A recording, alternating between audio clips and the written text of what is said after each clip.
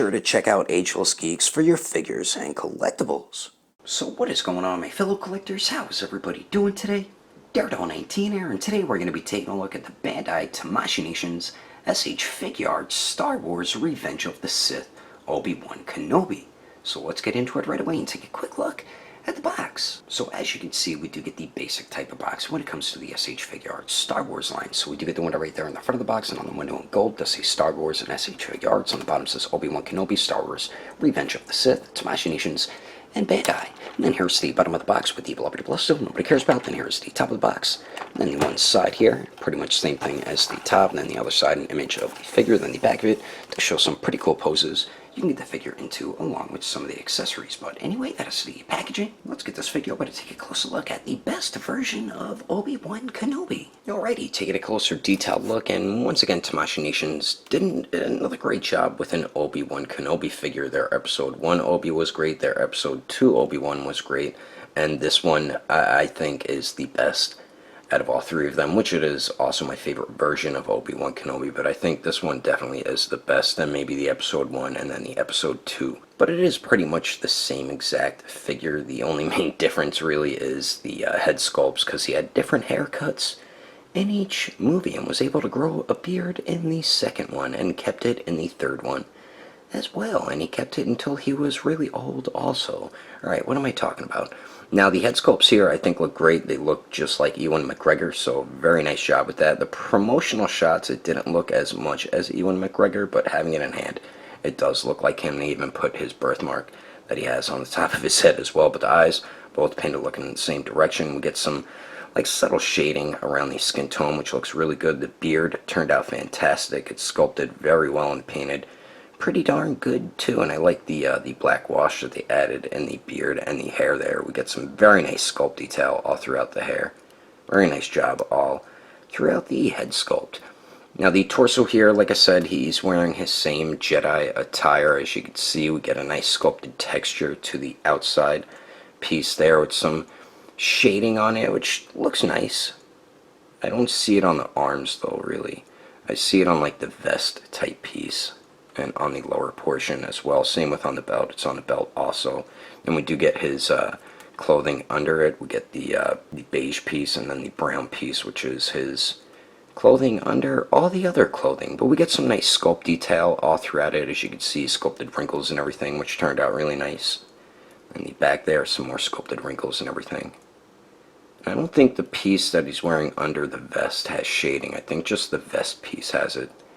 Belt looks pretty good. It is a separate piece. Pretty much same thing that we've been getting, but beautiful sculpt and paint detail all throughout it, as you can see with the pouches and buttons and everything like that. And then the lower portion of the Jedi attire is a softer rubbery type plastic, and it is in, what, 4 pieces? No, 1, 2, 3, 4, 5, 6 different pieces, as you can see there. And the arms have some very nice sculpt detail all throughout it as well with the sculpted wrinkles. You can tell they're very baggy with how they are hanging there, and he even has his, you can see his brown shirt on his arm underneath as well. And one issue I did have, the brown piece that connects into the arm, it came out when I tried to swap one of the hands. I just had to glue it back in, really not that big of a deal. And then we do get the Jedi pants here, which have, is there shading on it? I can't tell. Yeah, there is some shading on it, which looks pretty good. Then we do get nice sculpted wrinkles all throughout it and everything, especially on the side of the leg right there.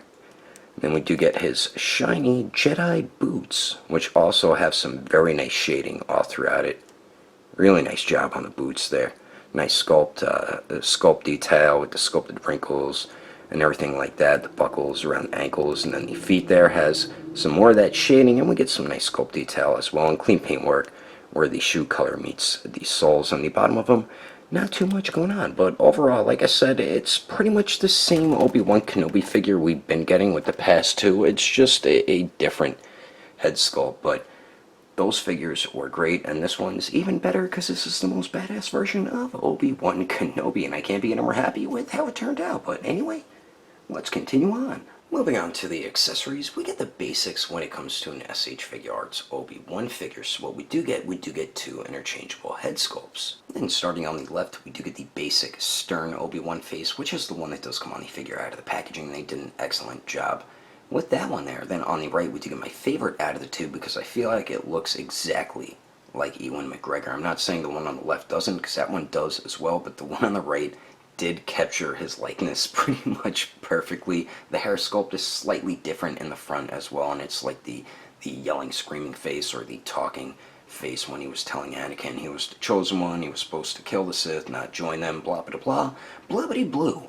But they did an excellent job with the sculpt and paint detail on that head sculpt as well. They did on both head sculpts, and they really couldn't have done any better of a job with the paint sculpt on them, and they're very easy to swap out. I'll show you how to do that right now. And swapping the heads is basic when it comes to the SH Figuarts Star Wars figures. So all you gotta do is pull up on the head and it'll pop right off the joint, and then you take the new head and pop this one on. The only issue I did have, whoops, did not get it there. The only issue I did have when I first put this head on and popped it off, the neck came off with it, and then I popped it back on, and then I tried to pull it off again, and then the ball hinge split apart on me, so I had to pull it out with pliers and reconnect it. So wasn't too happy about that because I was afraid something was gonna break. So just be careful with yours. And then there you go, it's that simple to swap the head sculpt. So we do get the two interchangeable heads, and then we also get two different lightsaber hilts. So we do have one with the lightsaber blade out, and then we do have one with the lightsaber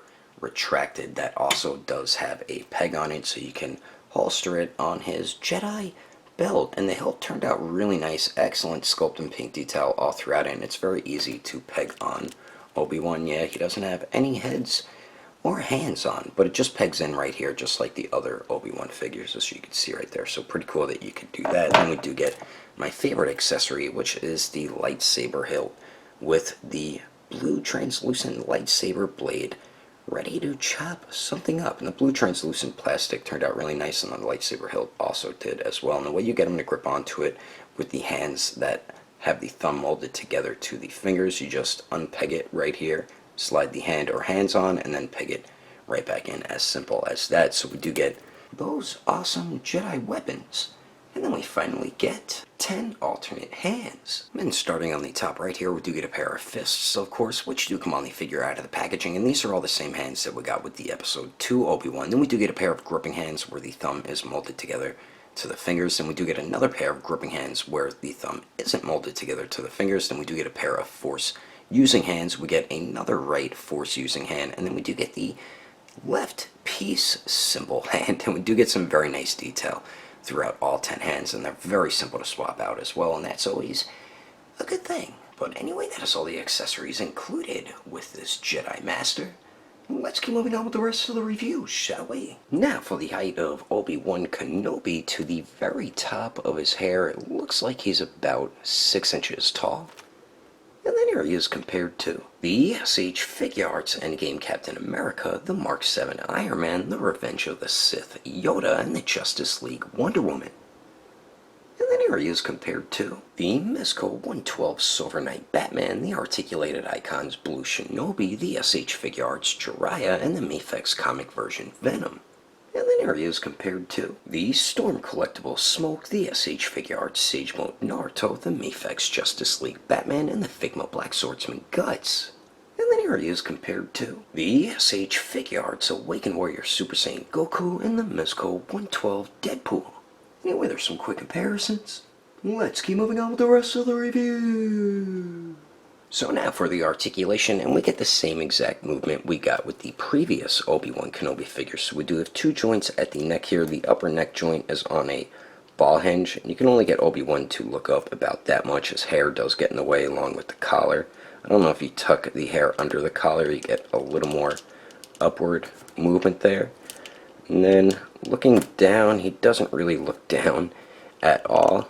And you do get a little bit of pivot there, and then it does swivel as well. The lower neck here, you get much better forward movement. Doesn't go back any further because of the collar, but you can get Obi-Wan to pretty much look all the way down, combining both joints. You get very nice pivot there, and then it also does swivel. So combining both the joints, you do get better articulation. And we do get a point of articulation at the waist here, and with that joint, Obi-Wan only crunches forward about that much.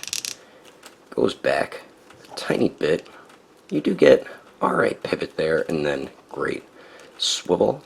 And now for the arms here, the shoulder joints does have a very nice circular motion to it, as you can see there. And then the arms do go out to the sides, about 90 degrees. They do go up and down. We do have true bicep swivel. It also swivels at the shoulder. We have the single jointed elbows that do bend in a little more than 90 degrees, and that joint does swivel. And you can move it all around because where it connects into the bicep, it's a ball peg there. And then we do have a ball hinge on the wrist, so it does swivel and hinges back and forth. Now for the legs here, do they drop down? I believe they do, just a tiny bit. Not that much, as you can see there, but you can get Obi-Wan to kick forward about 90 degrees, which is good enough. Goes to the back just a tiny bit. Let's see if he can Jean-Claude Van Damme it, and I doubt he can. Maybe I'm wrong. He almost can, actually. So nice leg movement with Obi-Wan here, and then we do get just a tiny bit of a hip swivel there. Really not too much movement with the hip when you swivel it, so that's not too good. But we do have a single jointed knee that does bend back a little more than 90 degrees. Joint swivels just a tiny bit where it connects into the thigh, and swivels much better where it connects into the lower leg. Then for the ankles here, they do swivel. They hinge up really good. They don't, oh actually they hinge down really good also. And then you get a decent ankle pivot, not the best, but better than some other figures. And we do have a very nice toe hinge there. So overall, we do have the basic Obi-Wan Kenobi articulation, or Jedi articulation, and you'll be able to get him in some pretty badass Jedi Master-like poses. I'm about to show you some of them right about now. But anyway, that is my review of the SH Figuarts Star Wars Episode 3 Obi-Wan Kenobi. Hope you enjoyed it. If I had to rate this figure with detail, I'd give it an even 9. Articulation, I'd give it an 8.5. And accessories would also give it an 8.5. If you would like to know the price and where to buy this figure, I did have mine imported from Japan from Ami, but I know my buddy from Agelessgeeks has a bunch of Star Wars figures in stock. Not sure if he has this one in stock, but you can check at Agelessgeeks.com. If you can't find it on there, I do highly recommend going through their Instagram or Facebook page. I will put more information in the description below. And if you would like to support the channel, don't forget to subscribe and click that notification bell. And if you liked it, feel free to give it a thumbs up. If you didn't like it, oh well, I guess you didn't like it. But thanks for watching. I will see you later.